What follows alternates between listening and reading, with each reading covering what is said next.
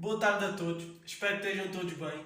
Hoje a minha análise, como não poderia deixar de ser, vai recair sobre o Juventus Porto de ontem. 17 anos depois, os Dragões voltaram a fazer história ao eliminar uma das principais equipas na Europa, fora de casa. Depois do gol do Costinha em Manchester, ontem tivemos os dois gols do Sérgio Oliveira, que permitiram ao Porto entrar nas 8 melhores equipas da Europa. Já temos aqui posicionadas à esquerda do quadro as duas equipas. Entraram as duas equipas em momento ofensivo em 4-4-2, muito parecidas. Vou começar pela equipa do Porto a branco. A equipa do Porto, de referir que é uma equipa que se sente muito mais confortável neste tipo de jogos, em que não precisa sempre de ter o controle da bola, não precisa tanto de assumir o jogo, sente-se muito mais confortável a explorar um pouco a imagem da análise de ontem, onde tínhamos o Inter que preferia esses momentos de contra-ataque, de ataque rápido. Também neste jogo o Porto demonstrou isso, e até por alguns dissabores que tem tido nas competições internas, o Porto tem demonstrado ser sempre uma equipa que se sente mais confortável neste momento. De referir que o Porto, em 8 jogos na Champions, só tem 2 derrotas, e foram na casa do Manchester City e neste jogo da Juventus, o que demonstra que é uma equipa que está preparada para estes grandes palcos. Porto, ofensivamente em 4-4-2, a linha de 4 bem definida, com os dois médios jogarem muitas vezes lado a lado, os dois extremos, o Corona, o Otávio à esquerda e o Corona à direita, e os dois avançados, o Taremi e o Marega, com a dupla de meio campo a ser o Uribe e o Sérgio Oliveira, e a defesa, os 4 do costume. O Porto, em primeira fase de construção, optou sempre por construir longo. Penso que no jogo todo só uma vez é que o Porto teve construção curta, ali por volta da meia hora depois de fazer o primeiro golo, mas a bola acabou por ir para fora. Penso que um mau domínio aqui do defesa direito, e a bola acabou por ir para fora, e o Sérgio Conceição vê-se na emissão ele a pedir ao Marchezinho para bater a bola. O Porto optou sempre por bater a bola, quer em pontapés de baliza, quer mesmo em livres mais atrás, optou sempre por bater a bola para um dos dois avançados. Ambos, principalmente o Taremi, muito forte no jogo aéreo, o Marega mais possante a tentar segurar a bola, mas com uma nuance, não batia a bola só por bater. Batia a bola, aproximava aos extremos de zona interior e subia um dos médios para ganhar a segunda bola. Muitas vezes durante os 120 minutos ouvimos o Sérgio Conceição a pedir à equipa para estar atenta à segunda bola, para cair em cima da equipa das Juventus nesse momento, porque foi aí que teve grande parte do segredo. O Porto batia a bola, ganhava a segunda bola aqui, e depois a partir daqui sim jogava. Tentava um passo vertical para um dos avançados fazerem movimentos de ruptura, ou lateralizava um pouco o jogo para os extremos, e depois sim, com o aparecimento do Manafá e do Zaidu, acabava por desenrolar a jogada, e a partir daí o Porto jogava. Mas, com tudo isto, e pelo que disse no início, o momento de organização defensiva, aliado depois ao de transição ofensiva, que já lá vamos, foi onde o Porto conseguiu definitivamente ganhar esta eliminatória e eliminar a Juventus. Um Porto que a defender, tal como temos aqui, variou entre um 4-4-2 e um 5-4-1, com as linhas bem próximas, a linha de 4, os extremos e os dois avançados. Esta pressão do Porto em 4-4-2 só vimos quando o Porto optou por pressionar alto, por pressionar a primeira fase de construção da Juve. Sempre que era pontapés de baliza para os italianos, o Porto tinha como missão uma pressão alta. Como podemos ver, tínhamos o médio das Juventus a baixar mais, nomeadamente o Arthur, e a equipa do Porto subia lá, toda, bloco compacto, junto, para que a equipa das Juventus não se sentisse confortável a sair curto. Sempre que o Porto optou por pressionar alto, foi em 4-4-2.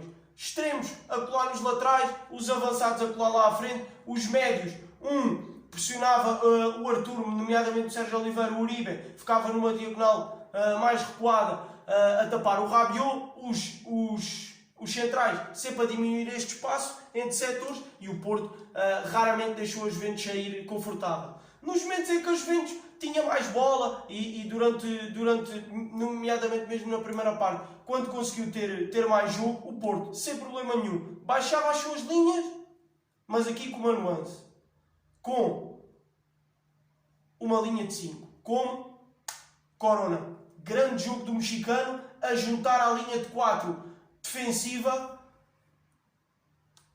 os dois médios e o Marega. Como o Corona baixava para a linha de 5, Marega fechava cá na linha do meio campo com o Otávio à esquerda e com o Taremi um pouco mais à frente.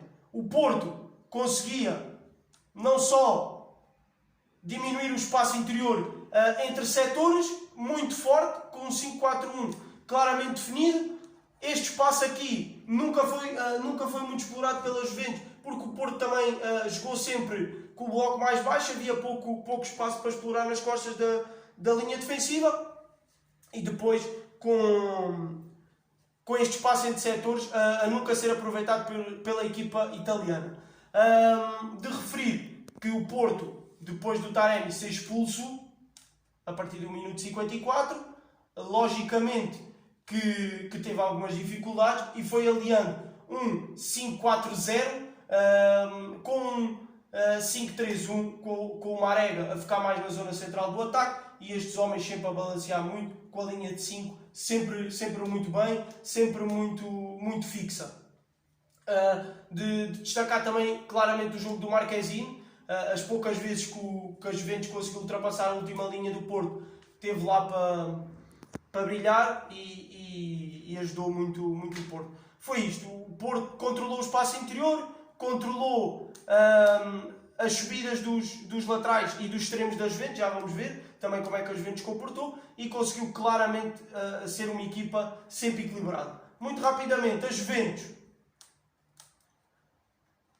que variava o seu jogo entre um 4-4-2 e um 3-5-2, como sempre que jogou em 4-4-2, um pouco à imagem agora para vocês também estarem mais familiarizados, um 4-4-2 um pouco à imagem do que o Jesus gosta de fazer nas suas equipas, com um dos seus extremos, nomeadamente o Ramsey, a vir para a zona interior e com o seu outro extremo, o Chiesa, a procurar mais o jogo pelo corredor lateral. Sempre a tentar criar vantagens com os dois avançados muito móveis, o Cristiano, como já nos habituou a jogar por toda a frente de ataque, e o Morata um pouco mais fixo, mas a tentar sempre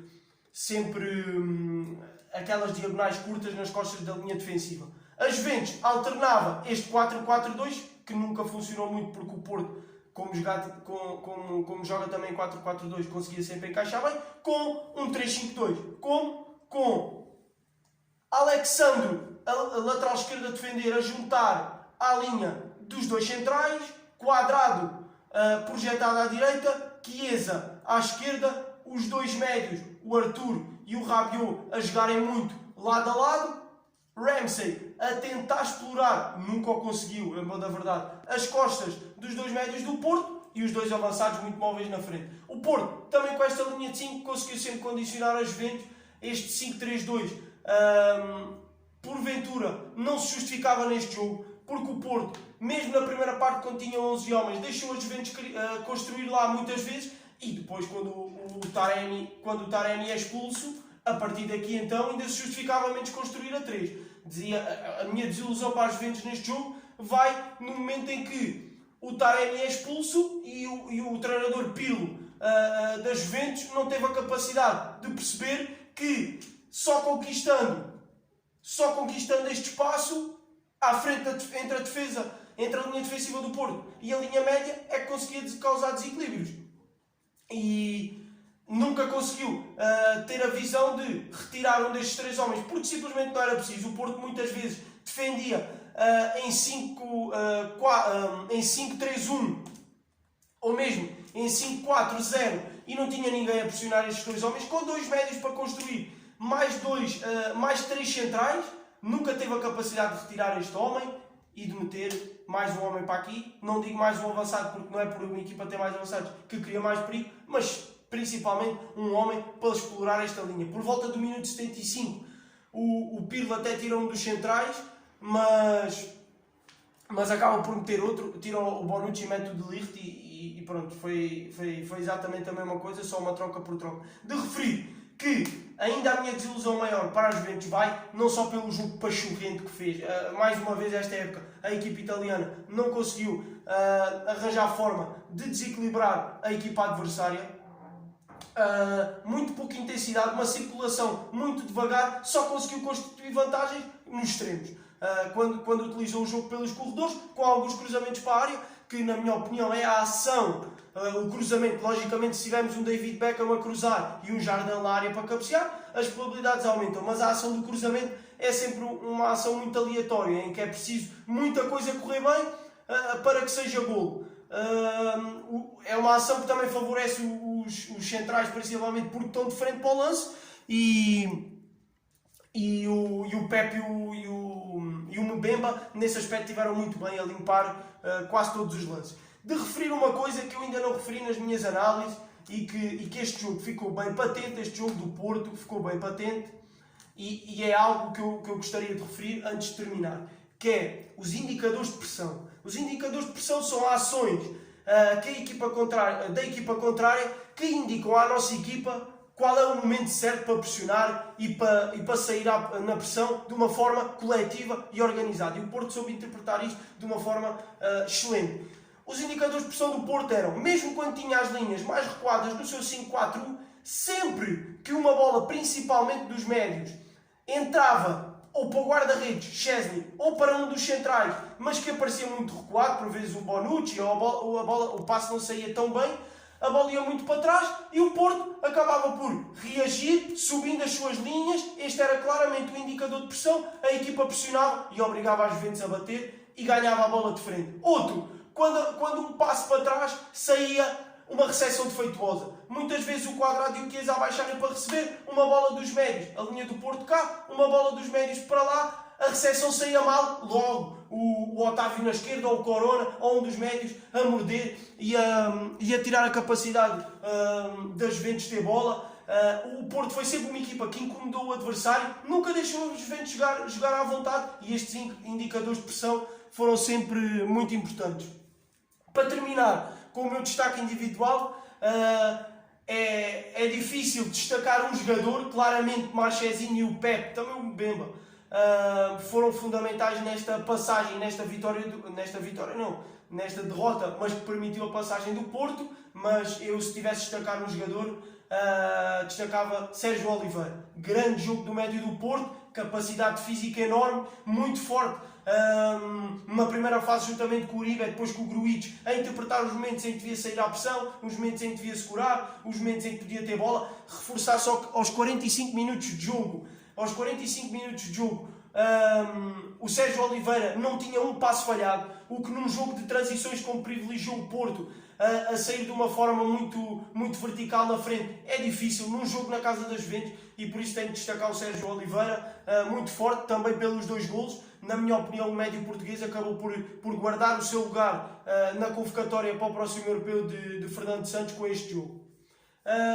Quero dar como português os parabéns ao Porto, parabéns ao Sérgio Conceição, que para mim é um treinador português em nível de estratégia para o jogo, ao nível talvez de José Mourinho, e tenho que dar os parabéns ao Porto por esta passagem. Não foi só na raça, não foi só na vontade, não foi só na alma do Porto, mas sim também de uma forma muito organizada que o Porto conseguiu bater estas Juventus, que para mim mais uma vez desiludiu. Obrigado a todos e boa tarde.